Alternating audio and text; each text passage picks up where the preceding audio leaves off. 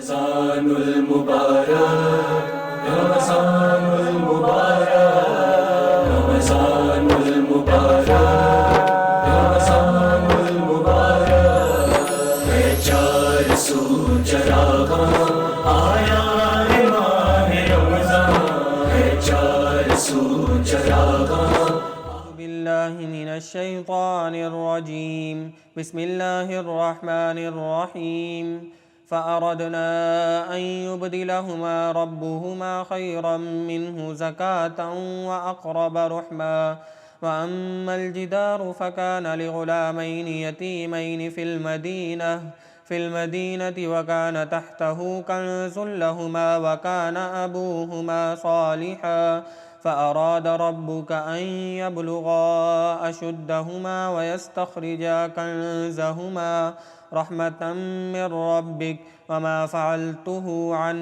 أمري ذلك تأويل ما لم تستطع عليه صبرا ويسألونك عن ذي القرنين قل سأتلو عليكم منه ذكرا إنا مكنا له في الأرض وآتيناه من كل شيء سببا فأتبع سببا صدق الله العظيم رمضان المبارک رمضان المبارک رمضان المبارک رمضان المبارک ہے چار سو چراغاں آیا ہے ماہ رمضان ہے چار سو چراغاں۔ السلام علیکم، میں ہوں شہریار شوکت اور اے وائی ڈی ایف کی خصوصی رمضان ٹرانسمیشن رمضان رنگ اے وائی ڈی ایف کے سنگ کا خصوصی سیگمنٹ انبیاء کے رنگ ہمارے سنگ میں آج ہم آپ کو پھر ایک نبی علیہ السلام کا واقعہ بیان کرنے جا رہے ہیں۔ حضرت ابراہیم کے بیٹے حضرت اسماعیل کا میں ایک واقعہ آج آپ کے سامنے رکھنے لگا ہوں، اور یہ واقعہ ایک ایسا عظیم واقعہ ہے کہ جس سے ہمیں حضرت ابراہیم اور حضرت اسماعیل کے صبر کا درس ملتا ہے۔ ہمیں بھی یہ درس ملتا ہے کہ ہم اللہ رب العزت کے تمام احکاماتوں کو مانیں اور اللہ رب العزت کے حکم کے آگے کسی بھی چیز کو قربان کرنے سے دریغ نہ کریں۔ حضرت اسماعیل علیہ السلام جب دوڑنے پھرنے لگ گئے تو حضرت ابراہیم علیہ السلام نے خواب میں دیکھا کہ وہ حضرت اسماعیل علیہ السلام کو ذبح کر رہے ہیں۔ انبیاء کے خواب کوئی عام خواب نہیں ہوتے، انبیاء کے خواب آپ کے میرے خوابوں جیسے خواب نہیں ہوتے، لہٰذا حضرت ابراہیم علیہ السلام نے اپنے بیٹے حضرت اسماعیل سے یہ کہا کہ بیٹا میں نے خواب میں دیکھا ہے کہ میں تمہیں ذبح کر رہا ہوں، تم کیا کہتے ہو؟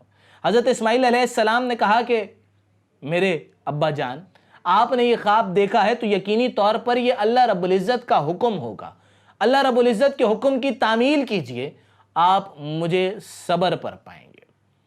حضرت ابراہیم علیہ السلام حضرت اسماعیل علیہ السلام کو اللہ کے حکم سے اس مقام پر لے گئے جہاں پر انہیں ذبح کرنا تھا۔ حضرت ابراہیم علیہ السلام چھری پھیرتے لیکن حضرت اسماعیل علیہ السلام کو کسی قسم کا نقصان نہ پہنچتا۔ حضرت ابراہیم علیہ السلام پھر چھری پھیرتے لیکن اللہ کی قدرت تو دیکھیے کہ اسماعیل علیہ السلام کا ایک بال تک نہ کٹا۔ حضرت اسماعیل علیہ السلام کہتے ہیں ابا جان جلدی کیجئے، کہیں میرے رب کے حکم کی تعمیل میں دیر نہ ہو جائے۔ حضرت ابراہیم علیہ السلام چھری پھیر رہے ہیں لیکن کچھ ہو کر ہی نہیں دے رہا کہ حضرت اسماعیل علیہ السلام کا ایک بال نہیں کٹتا، کہ حضرت ابراہیم علیہ السلام نے چھری کو پتھر میں مارا، اللہ رب العزت نے اس چھری کو آواز دی۔ اب چھری کے الفاظ سنیے گا، چھری کہتی ہے کہ اے ابراہیم میں تیرا حکم مانوں یا تیرے رب کا حکم مانوں؟ تو کہتا ہے کہ ذبح کر دے اور تیرا رب کہتا ہے کہ ذبح نہ کرنا۔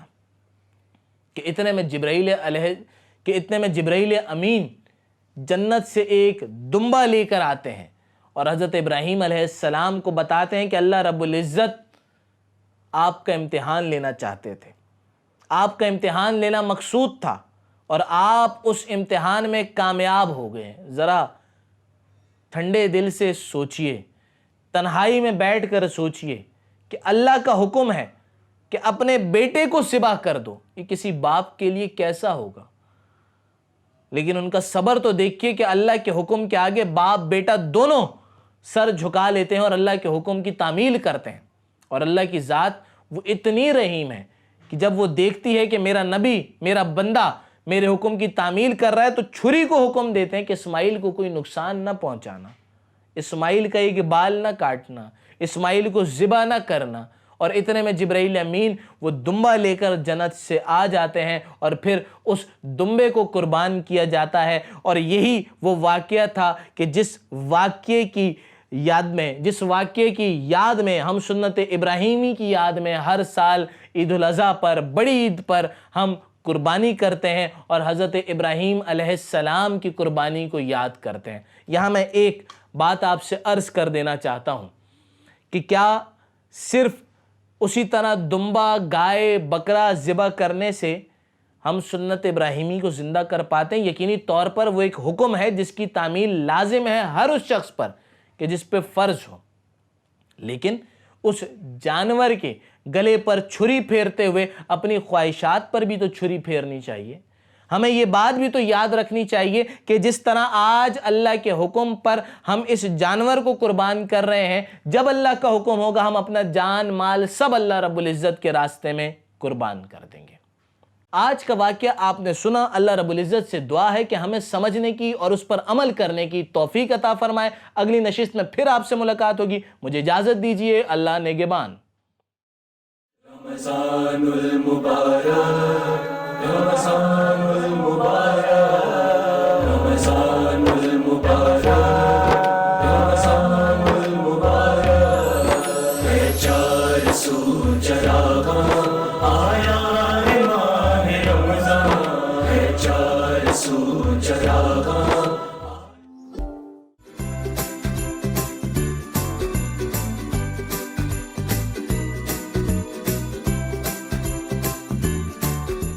السلام علیکم every one. another day another recipe in your way. اور آج کے مسالے دیکھ کر آپ کو یہاں پہ پتہ چل سکتا ہے کہ ہم آپ کے لیے بنا رہے ہیں اپنے کچن میں بریانی. بریانی کے لیے میں آپ کو سب سے پہلے ہمارے انگریڈینٹس بتا دوں. ہم نے یہاں پر لیے ہوئے ہیں 1 کلو چاول، اور ان چاول کو ہم نے آدھا گھنٹہ پہلے ہی بھگو دیا تھا. ہم یعنی کہ آپ کو 1 کلو چاول کی بریانی بنانا سکھائیں گے. یہاں پر ہم نے لی ہوئی ہے 750 گرامز چکن، اس کو دھو لیا ہے. اور ادھر ہمارے پاس جو خشک مسالہ جات ہے، میں یہاں سے سٹارٹ کروں گی. ہم نے لیے ہیں 2 ٹی اسپون پسی لال مرچ، 1 ٹی اسپون ہے ہمارے پاس پسا دھنیا، 1 ٹی اسپون ہے نمک، 1 ٹی اسپون ہمارے پاس ہے گرم مسالہ، 1/4 ٹی اسپون ہمارے پاس ہے جائفل پاؤڈر، 1/4 ٹی اسپون ہے ہمارے پاس جاوتری پاؤڈر، اور 1/2 ٹی اسپون ہمارے پاس ہے ہلدی. یہاں آپ دیکھیے کہ ہم نے سلائس کر لیے ہیں ٹماٹر کے. ہمارے پاس ہم نے لیے تھے 3 عدد ٹماٹر اور ان کو ہم نے سلائس کر کے رکھا ہوا ہے. ہم نے لیے تھے 4 عدد پیازیں اور پیاز کو ہم نے سلائس کر کے رکھا ہوا ہے. یہاں پر آپ دیکھیے کہ ہمارے پاس 2 عدد ہم نے لیے ہوئے ہیں تیز پتہ، یعنی تیز پات بھی آپ اس کو کہتے ہیں. ہمارے پاس ہے 1 ٹی اسپون زیرہ، 4 عدد الائچی ہم نے لی ہے، 2 عدد ہمارے پاس ہیں بادیان کے پھول، 1 سٹک ہم نے لی ہے دار چینی کی، 5 سے 6 عدد آپ لیں گے اس میں لونگ، اور 10 سے 15 عدد ہے ہمارے پاس ثابت کالی مرچ. یہاں پر دیکھیے ہم نے لیا ہے 1 پیالی پودینہ، یہ سب صاف ہوا ہوا ہے ہمارے پاس. 1 پیالی پودینہ ہے، 1 پیالی ہرا دھنیا ہے، 6 سے 7 عدد ہمارے پاس ہری مرچیں ہیں، اور 1 عدد لیمو ہے جس کو ہم نے سلائس میں کاٹ لیا ہے. یہاں پر ہمارے پاس ہے 1.5 ٹیبل سپونز جنجر گارلک پیسٹ. 1 پیالی ہمارے پاس ہے دہی، اس کو ہم نے لے کے پھینٹ لیا ہے. ہمیشہ آپ دہی کو پھینٹ کے استعمال کریں گے. اور 1 پیالی ہمارے پاس ہے oil, cooking oil. So let's move on to our recipe today.